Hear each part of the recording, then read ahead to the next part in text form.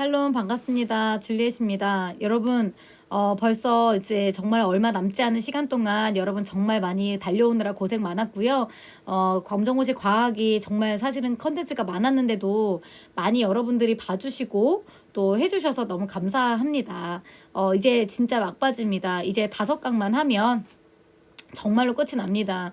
5강도 정말 최대한 줄여서 여러분이 진짜 해야 되는 것만 간추렸기 때문에 눈 똑바로 딱 뜨고 그쵸? 예, 눈 똑바로 딱 뜨고 보시기 바라고요. 정말 화이팅입니다. 끝까지 저도 같이 응원하면서 가도록 하겠습니다. 검정고시 두려워하지 마시고 중등 검정고시는요. 기출만 잘 봐도 90점 이상 그리고 95점 이상 100점 다 맞을 수 있습니다. 여러분 너무 걱정하지 마세요. 자기가 지금까지 잘 해온 사람은 걱정할 게 없어요. 물론 잘 못한 사람은 걱정을 하는 게 맞습니다. 그리고 마지막 남은 일주일 동안 정말 힘을 내서 우리 달려갔으면 좋겠습니다. 자, 그러면 바로 강의 시작하도록 하겠습니다.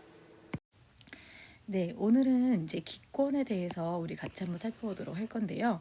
기권이라고 하는 건 이 지표면부터 시작해서 쭉 높이가 약 1000km까지의 영역을 우리가 기권이라고 하고요.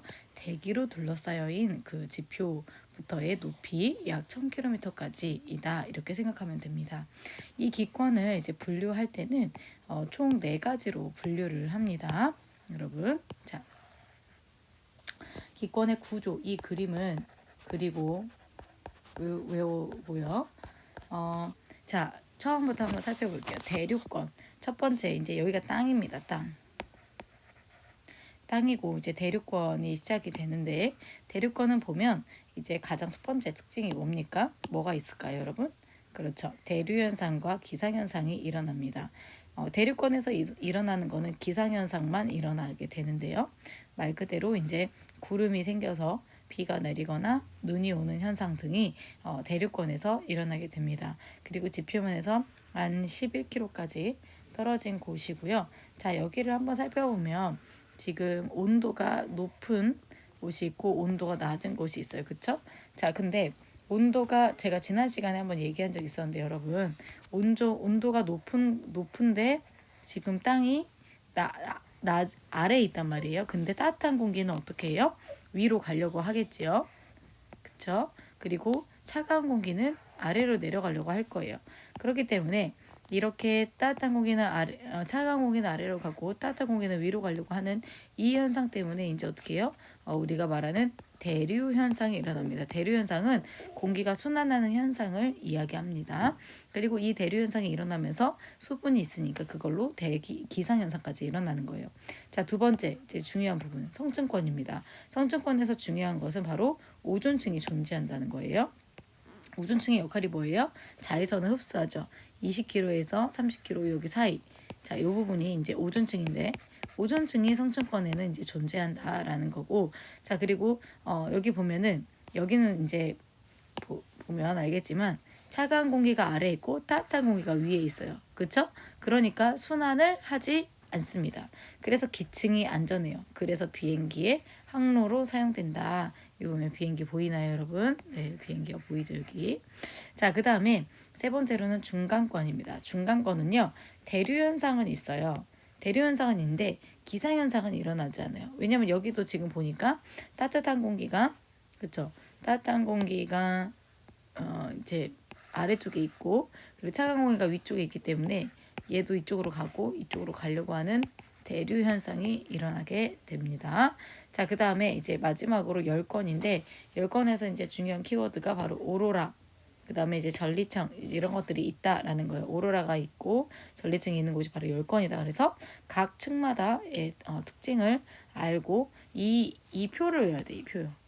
기권의 구조 이 표를 외우시기 바라요. 자, 그리고 우리가 이번에 배울 것은 바로 복사평형이라는 건데요. 이 복사평형은 어떤 물체가 흡수하는 복사 에너지량과 방출하는 복사 에너지량이 같은 상태다라는 거예요. 그러니까 흡수량과 방출량이 어떻다? 같다라는 게 복사평형 상태다라는 거야. 복사는 다른 거 아니에요. 그냥 에너지다 이렇게 생각하면 돼요. 그러니까 복사나 에너지나 그냥 같은 말이다라고 생각을 하고 보자는 거예요. 그러면 지구의 복사평형, 지구의 에너지가 평형 상태로 계속해서 있을 수 있는 이유는 여러분 아무리 여러분 사실은요 태양이 계속 빛을 쬐요. 예를 들어서 그러면 지구가 어떻게 돼야 되겠어요, 여러분? 지구가 여기 표면이 달궈지다 못해서 불에 타버려야 돼요. 그런데 여기가 불에 타지 않죠. 그쵸? 불에 타지 않을 수 있는 이유가 무엇일까요, 여러분? 맞습니다. 다른 거 아니에요. 여기 부분에는 이제 여기 부분이 어떻게 돼요? 에너지를 받은 만큼 지금 이렇게 예를 들어 세 줄기가 같다고 해봅시다. 그러면 그만큼 또 반사를 하기 때문에 여기 온도가 유지될 수 있는 거예요. 이해 가셨어요? 자, 그래서 지구로 들어오는 태양 복사 에너지 양이 100이면 반사되는 거는 30이고요. 그리고 그 다음에 흡수하는 것과 방출하는 복사 에너지량은 70, 70으로 같다. 이렇게 되는 거예요. 이해 가셨어요? 자, 그래서 결국에는 어쨌든 흡수하는 에너지량과 방출하는 에너지량이 같다. 그러니까 실제적으로 보면은 어떻게 돼요? 얘는 반사했고, 그 다음에 얘는 흡수했고, 얘는 또 반사했고, 이렇게 되잖아요. 그쵸? 그러니까 100%가 당연히, 그죠? 예, 다 반사가 됐구나. 이렇게 볼 수 있는 거죠. 자, 이번에는 복사 에너지의 위도별 분포를 한번 보도록 하겠습니다. 자, 저위도가 어디예요? 여기가 저위도입니다. 그리고 고위도는 어디예요? 여기 위쪽이 고위도입니다. 자, 그럼 저위도 지역은 어때요? 흡수가 더 많아요. 그리고 고위도는 방출이 더 많아요. 그러니까 에너지가 부족 상태가 되고 얘는 에너지가 과잉 상태가 된다. 다시 저위도는 어떻게 해요? 에너지 과잉. 여기는 어떻게 해요? 에너지 부족 상태. 이렇게 된다라는 거죠. 이해 가셨죠? 여기까지만 알면 됩니다. 자, 온실 효과라는 거는 여러분 뭡니까? 밑줄 한번 쭉쭉쭉 쳐가면서 가볼게요. 자, 대기 중에 수증기나 이산화탄소 같은 온실기체에 의해 지구 복사 에너지가 흡수된 후, 그쵸? 자, 그래서 온실기체라는 말 나왔잖아요, 여러분. 그러면 뭐예요? 온실 효과예요. 다시 온실기체 근데 뭐 있어요? 수증기나 이산화탄소. 다시 뭐라고? 수증기나 이산화탄소. 이 두 가지가 온실기체고 이 온실기체에 의해 지구 복사 에너지가 흡수되는 것, 그것이 바로 어떻게 돼요? 온실 효과라는 거죠. 그리고 이 온실 효과는 이제 뭐 때문에도 또 일어나요? 이 대기권으로 이제 얘네들이 이제 흡수돼 가지고 방출되는 양보다 흡수되는 양이 더 많아서 일어나는 게 바로 온실 효과예요. 그러니까 원래는 다 방출이 돼야 돼요. 근데 이걸 못 하는 거예요. 왜? 이런 온실기체들이 여기에 꽉 차가지고 못 나가게 막아버린다는 거죠. 그게 바로 온실 효과입니다. 자, 그 다음에 두 번째로 이제 지구온난화 현상인데, 지구온난화 현상은 그래서 뭐예요? 이 온실 효과 때문에 지구의 연평균 기온이 높아지는 현상을 지구온난화라고 하는 거예요. 그쵸? 자, 그래서 지구온난화로 인하여 가지고 여러 가지가 이제 많이 되는데, 온실기체 양이 이제 증가해가지고 되는 거라는 거예요. 그래서 산림벌채나 도시개발, 농경지 확장이에요. 그러면 식물의 광합성량이 감소해요. 그러면 뭐가 일어나요? CO2량이 증가하겠죠. 이 CO2가 뭐였어요? 바로 온실기체라는 거죠. 온실기체. 그래서 CO2량이 많아지니까, 이산탄소량이 많아지니까 이제 어떻게 돼요? 예, 여기를 계속 막아버리는 거죠. 이거 막는 거는 온실효과라는 거예요. 그런데 이 온실효과 때문에 지구의 전체 온도 상승, 이게 바로 지구온난화라는 거죠. 그러니까 온실효과가 원인이고 지구온난화가 결과가 되는 거예요. 이해 가셨죠? 자, 그 다음에 이제 우리가 포화 수증기량과 상대 습도라는 것에 대해서 알아볼 거예요. 자, 이거는 이제 우리가 그 기상 현상과도 관련이 있는데, 자, 포화 상태라고 하는 건 어떤 공기에서 공기가 최대한 수증기를 포함하고 있는 상태다라고 이야기를 했어요. 자, 그거는 이제 보면 우리가 수증기라고 하는 것이 공기 중에 있단 말이에요. 그런데 이 수증기가 포화 상태의 공기 1kg 속에 포함된 수증기량이다 이랬어요. 여러분, 포화 상태라는 거는 이제 공기가 촉촉한 거예요. 약간 뭐냐면 세 가지가 있습니다. 불포화, 포화, 그 다음에 과포화. 딱 봐도 얘는 어때요? 불포화는 이제 100%가 아닌 상태, 포화가 100%. 그죠? 그러니까 최대한이라고 봅시다. 최대한이면 이거는 이제 그거보다 더 낮은 상태고 얘는 높은 상태. 그럼 불포화 상태는 어떻게 했어요? 건조하겠죠. 그쵸? 과포화 상태는 습하겠죠. 이렇게 되는 거예요. 이해 가나요? 자, 그래서 포화 수증기량이 이제 뭐냐면 포화 상태 공기 1kg 속에 포함된 수증기량이다. 이렇게 돼서 자, 만약에 이 선 있죠, 선. 자, 이 선 안에서 움직이는 거예요. 그래서 만약에 온도가 30도씨일 때는 만약에 여기에 걸쳐진다? 그러면 이 C라는 공기는 어떻게? 포화 상태다. 이렇게 되는 거예요. 그런데 만약에 같은 30도씨지만 뒤에 머물러 있으면 그거보다 아래죠? 아래니까 불포화 상태다라는 거예요. 자, 그런데 만약에 이제 예를 들면 여기서 또 한번 봅시다. 여기 10도씨에서 A라는 것은 포화예요. 그렇죠? 그런데 얘보다 더 많이 가는 요건 어떻게 되겠어요? 과포화 상태다라는 거죠.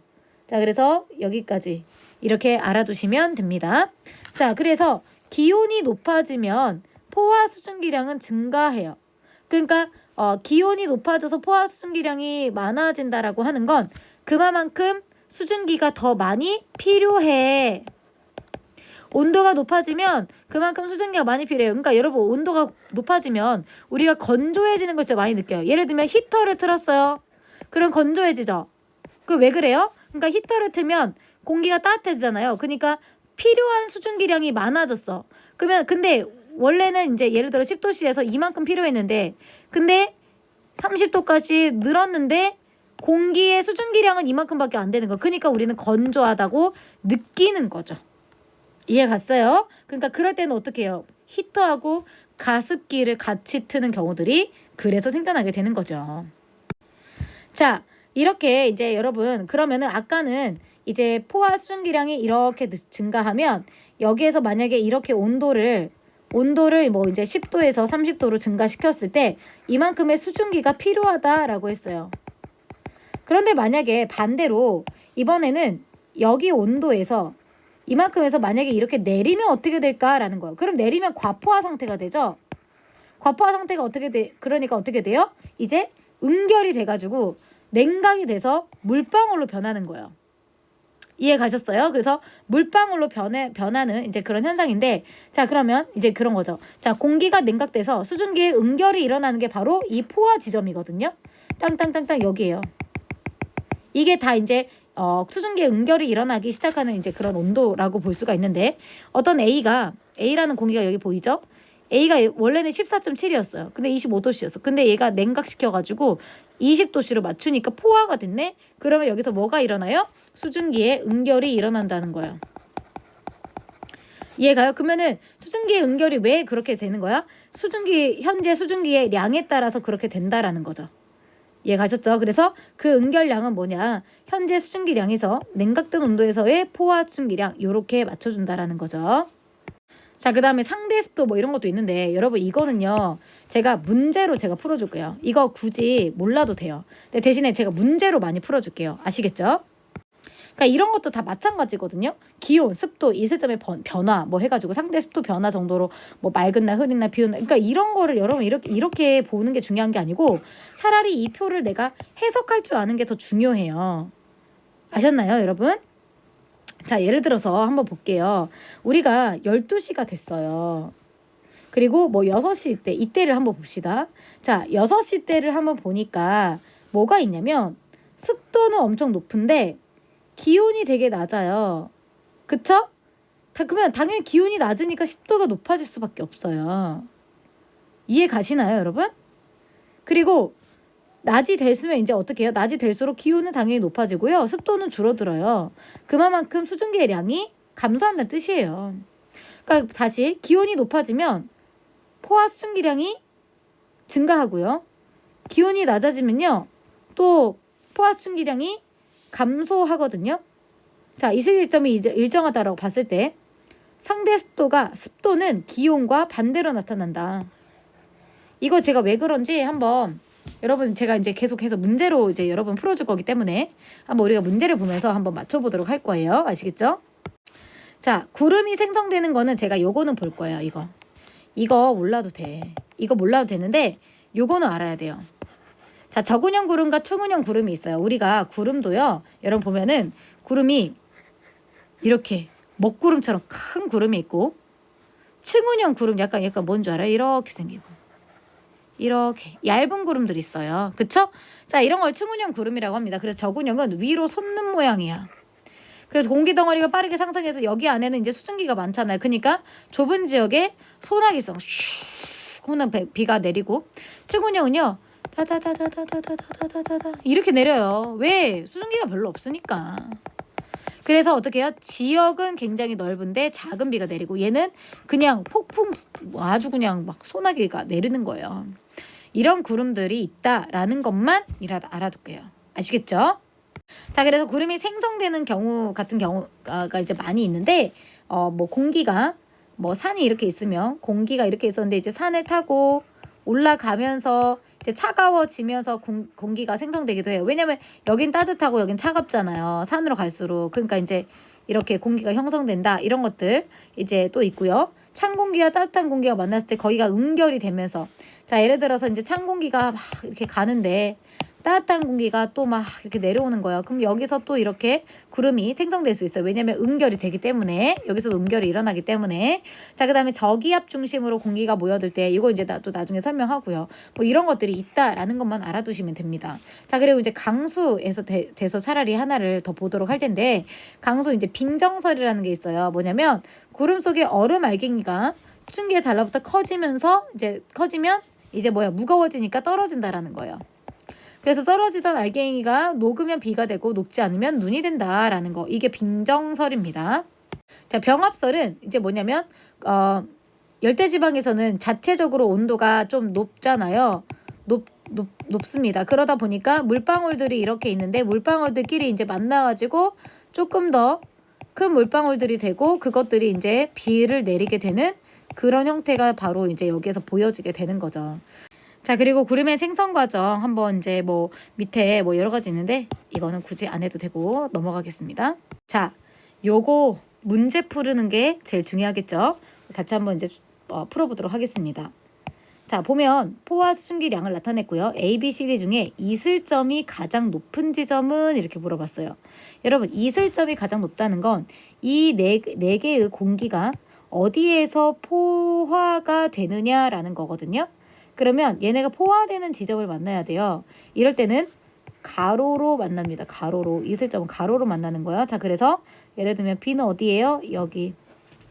자, 그리고 C는 어디예요? 여기. 자, 그럼 D는 어디예요? 여기가 되는 거죠. 그럼 가장 높은 지점이 어디예요? A죠. 이거 너무 쉬운 거 아닙니까, 여러분? 그래프만 보면 다 풀 수 있는 겁니다. 자, 그 다음에 2번입니다. 여러분, 제가 말했죠. 오존층, 이거 자외선, 이거 무조건 나온다고 했죠? 몇 번입니까? 성층권, 이거 외우는 거예요. 자, 10권에서 뭐 나타나요? 오로라. 자, 중간권에서는 뭐가 있어요? 대류현상. 자, 그래서 성층권은 오존층. 그리고 비행기 다니는 통로, 이거 외우세요. 대류권은 대류현상하고 기상현상, 이거 일어난다고 했습니다. 자, 그 다음에 3번. 자, 또 나왔어요. A 공기의 이슬점은, 제가 이슬점 어떻게 찾으라고 했어요? 가로로 가라. 자, 그쵸? 그러니까 얘 A를 가로로 갔더니 어디예요? 몇 도예요? 몇 도는 여기잖아. 여기잖아, 여기. 몇 번이에요? 3번이죠? 이렇게 찾는 겁니다. 가로로 내려가서 아래 온도를 보시면 됩니다. 자, 그 다음 마지막 5번입니다. 여러분. 자, 포화 수증기량인데 A, B, C, D 중 상대 습도가 가장 높은 것은 이렇게 물어봤어요. 여러분, 상대 습도는 그 기온과 반비례하거든요. 기온과 반비례합니다. 기온과 반비례. 자, 그러면 그 포화 수증기량하고 이제 상대 습도하고 가장 높은 것을 물어봤으니까 기온이 제일 낮은 거, 포화 수증기량의 기온이 제일 낮은 거 찾으면 돼요. 그러면 얘도 여기, 얘는 여기, 그죠? 그다음에 얘는 여기란 말이에요. 그러면 제일 상대 습도가 가장 높은 것은 몇 번이겠습니까? 당연히 D번이 되는 거죠. 이렇게 가는 거예요. 아시겠습니까, 여러분? 네. 그렇죠. 기온이 제일 낮으니까 상대 습도가 높다. 이렇게 가면 됩니다. 오늘은 여기까지 하고 마치겠습니다. 감사합니다.